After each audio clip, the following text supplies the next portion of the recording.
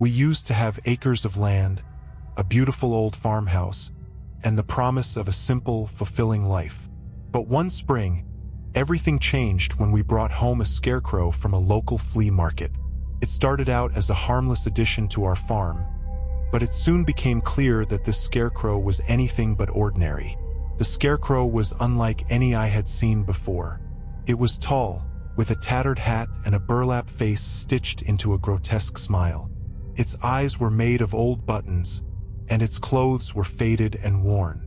Despite its eerie appearance, I thought it added a rustic charm to our field, so I placed it in the center of our cornfield to ward off pests. Spring was in full bloom, and our farm was buzzing with activity. The fields were vibrant with crops, the air filled with the sounds of nature, and the sun was beautiful. My wife, Ella, and our 2 kids, Hannah and Luca, loved spending time outdoors, tending to the animals and playing games. At first, everything seemed normal.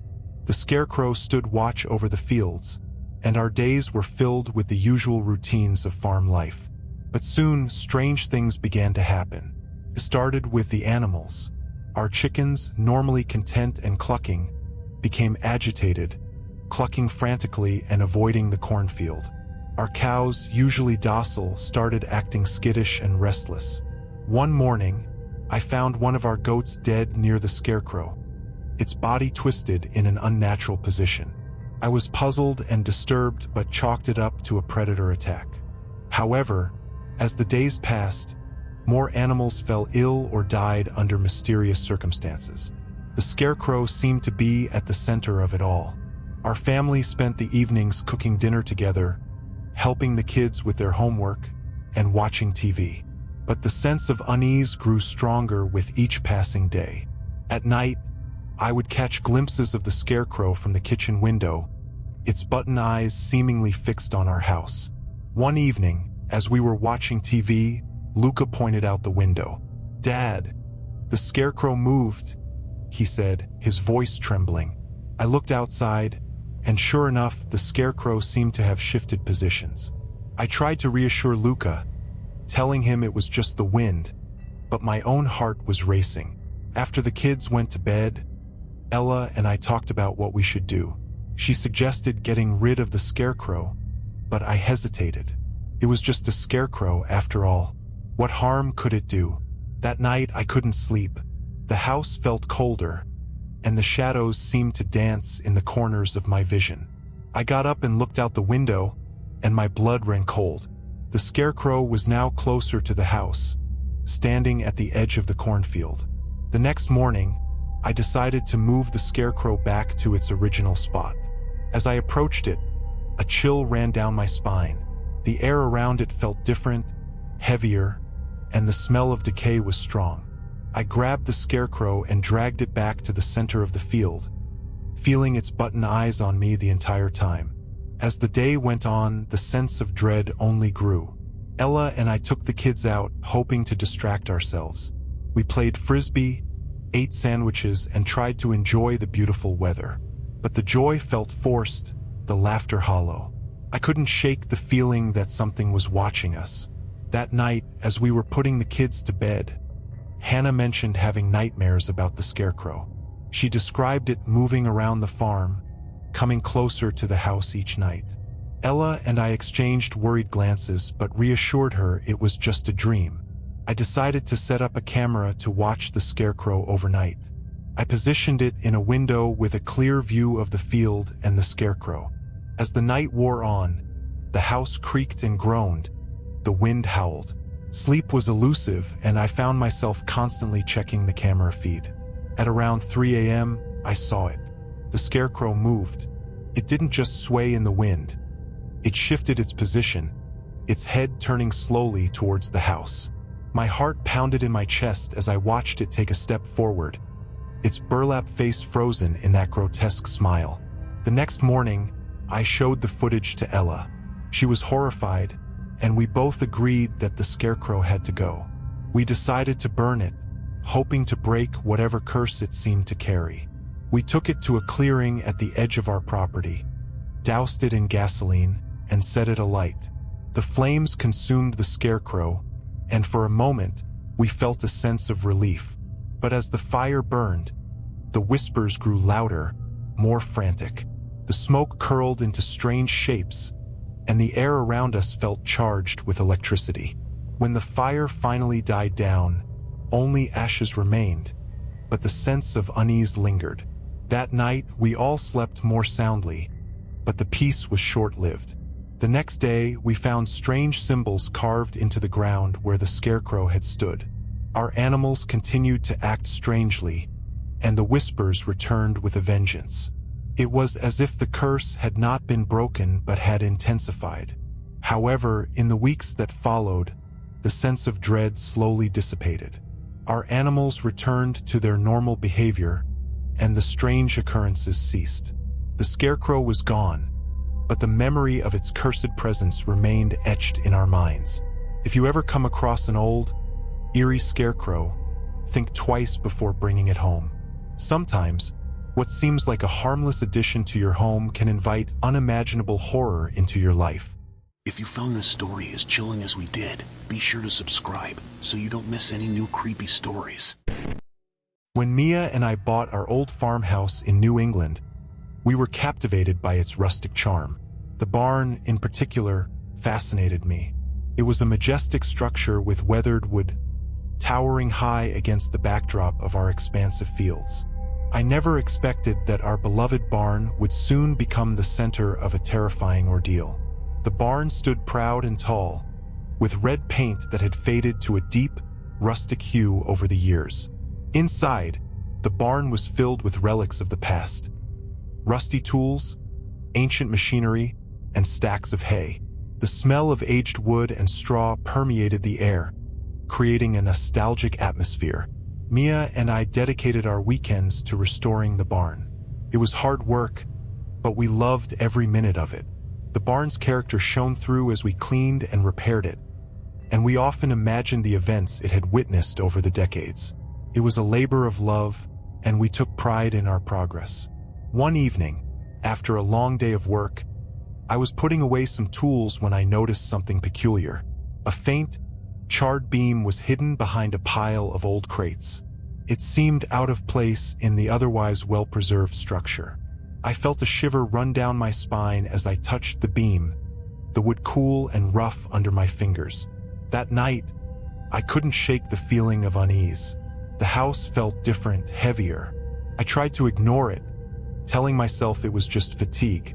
Mia and I had dinner, watched a movie, and went to bed, but sleep eluded me. I kept hearing faint whispers, like distant voices carried on the wind. The next day, I decided to clear out the old crates to get a better look at the charred beam. As I worked, I found more signs of fire damage. Scorched wood, melted metal, and blackened nails. It was unsettling, but I pushed the thought aside and continued with my chores. In the evenings, Mia and I would relax on the porch, enjoying the cool breeze and the sounds of nature. We talked about our plans for the farm, our hopes, and dreams. It was during one of these quiet moments that I first saw it, a fleeting shadow moving inside the barn. I blinked, thinking it was a trick of the light, but the shadow was gone. Over the next few days, the strange occurrences became more frequent. I would hear footsteps in the barn and the whispering voices grew louder. Mia noticed my distraction and asked if everything was okay. I didn't want to worry her, so I brushed it off, saying I was just tired from the work.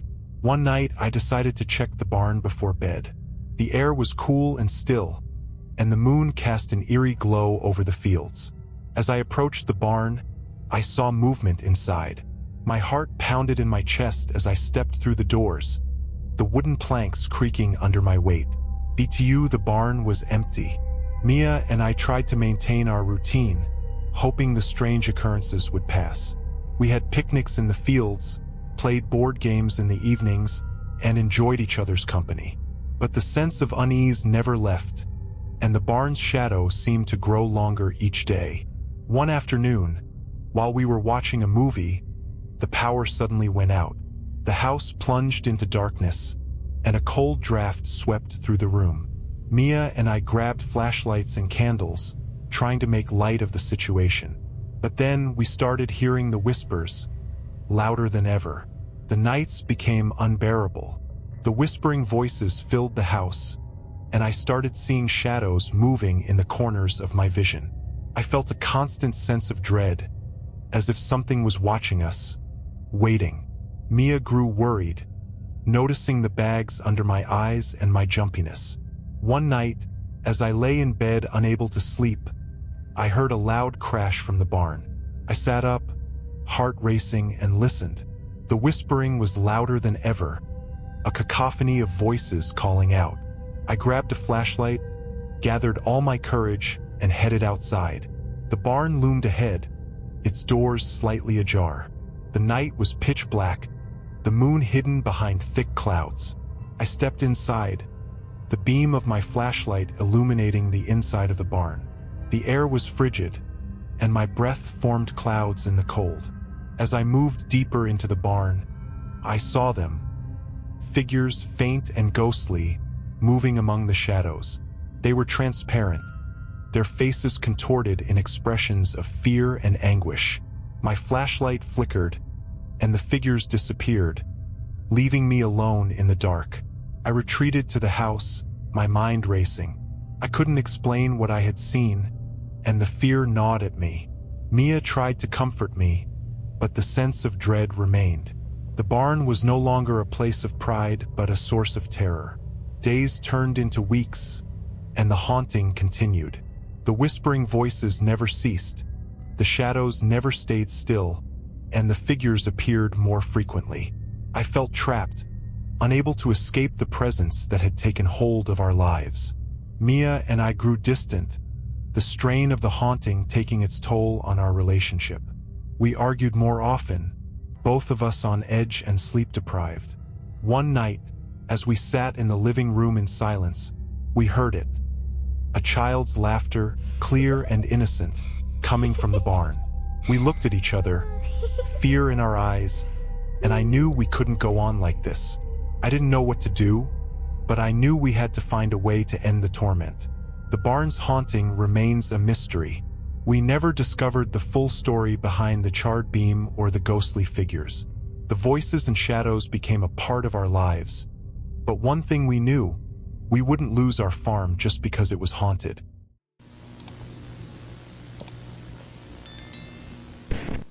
The idea of living on a farm and the sense of being connected to the land all appealed to me. When my wife and I found a beautiful old farmhouse in the mountains, we thought we had found our dream home. But what we didn't know was that it came with a dark past and a ghostly presence. The farmhouse was charming, with its weathered wood siding and wraparound porch. It sat on a vast expanse of land, surrounded by rolling hills and dense woods. The previous owner, an old farmer named Henry, had vanished without a trace a few years before. The property had been abandoned since then, left to the elements. We moved in during the fall, when the leaves were turning brilliant shades of red and gold. The crisp air and the smell of earth filled our senses as we unpacked and settled into our new home. It was perfect, or so we thought. First, everything was idyllic. We spent our days exploring the property, fixing up the house, and enjoying the tranquility of rural life. But as the days grew shorter and the nights longer, strange things began to happen. It started with small disturbances. We heard footsteps on the porch at night, but when we checked, there was no one there. I tried to brush it off, thinking it was just the house settling or animals outside. One evening, while I was chopping wood, I noticed a figure standing at the edge of the forest. It was a man, tall and thin, wearing old-fashioned overalls. I called out to him, but he didn't respond. He just stood there, watching. A chill ran down my spine, and I hurried back to the house. That night, as my wife and I cooked dinner, I told her about the man I had seen. She laughed it off, suggesting it was probably a neighbor curious about the new owners. We ate dinner, played a board game, and went to bed, trying to forget about the eerie encounter. But the disturbances continued. We would wake up to find the barn door open, even though we were sure we had closed it. The livestock seemed agitated, often staring into the distance as if they could see something we couldn't. The sense of being watched grew stronger, and the figure appeared more frequently, always at the edge of the forest, never coming closer. One night, I woke up to the sound of muffled voices. It was coming from the barn. I grabbed a flashlight and crept outside, my heart pounding in my chest. The barn was dark and silent, but I could feel a presence inside.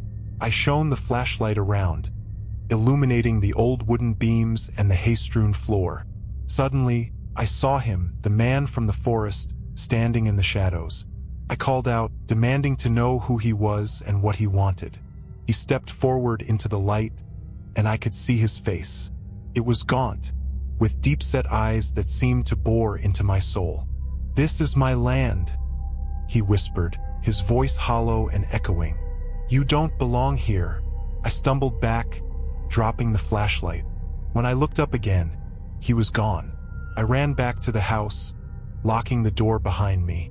My wife woke up, alarmed by my frantic state. I told her what had happened, and for the first time she looked genuinely scared.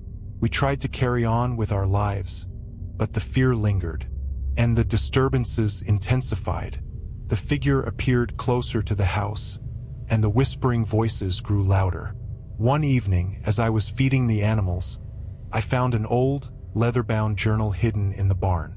It belonged to Henry, the previous owner. The entries detailed his life on the farm and his growing desperation to keep it running. He wrote about making a pact with a dark entity, offering his soul in exchange for bountiful harvests and prosperity. The last entries were frantic and incoherent, describing visions of shadows and the feeling of being watched. My blood ran cold as I realized that Henry's disappearance was linked to the pact. The entity he had bargained with had come to collect its due, and now it was haunting us, trying to drive us away from the land it claimed. The nights grew more oppressive. We would hear knocking on the walls, footsteps in the hallways, and voices calling our names. The figure would appear at our windows, staring in with those empty eyes. Sleep became impossible, and the farm we had once loved turned into a prison of fear. One night, unable to bear it any longer, I decided enough was enough, so I walked out to the barn. The moon was full, casting an eerie glow over the landscape. The barn door creaked open, and I stepped inside, my heart racing. The figure was there, standing in the center of the barn. I held up the journal, shouting that I knew about the pact and that we wanted no part of it. The figure didn't move, but the air grew colder, and the shadows deepened. The whispering voices surrounded me, filling my head with their sinister chorus. Suddenly, the figure lunged at me. I stumbled back, dropping the journal. The flashlight flickered and went out, plunging me into darkness. I felt a cold hand grasp my arm, and I screamed, tearing myself free and running back to the house.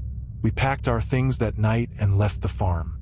We couldn't stay there any longer, not with the phantom farmer haunting our every moment. We sold the property, disclosing its haunted history to the new owners, who were paranormal investigators looking for their next project.